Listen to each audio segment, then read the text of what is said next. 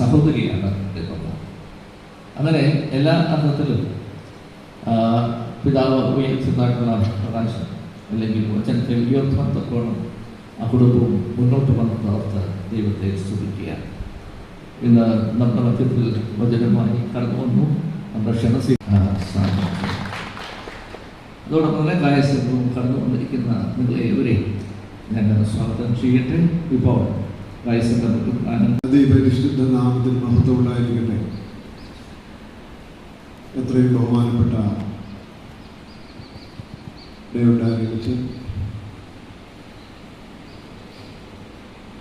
ഇടവയിലെ ഭാരവാഹികളിലേക്ക് സ്ഥാനസൗകര്യങ്ങൾ താപൂരിലെ ദാസന്മാർ മനോഹരമായ ഗാനങ്ങൾ പാടുന്ന ഗായക സംഘാംഗങ്ങളെ എല്ലാവർക്കും വീണ്ടും വരുന്ന കർത്താവായ യേശുക്രിസ്തുവിന്റെ സ്നേഹവന്ദനം അറിയിക്കുന്നത്.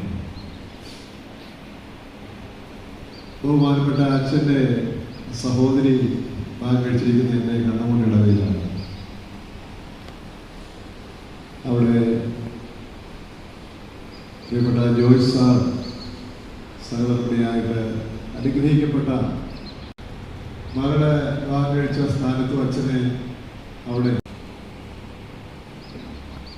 ഇപ്പോൾ സഭയുടെ അനുഗ്രഹിക്കപ്പെട്ട സ്ഥാനം വഹിച്ചുകൊണ്ടിരിക്കുമ്പോഴും ഏൽപ്പിച്ച ദൗത്യങ്ങളെല്ലാം വളരെ വിശ്വസ്തയോടെ ചെയ്യുവാൻ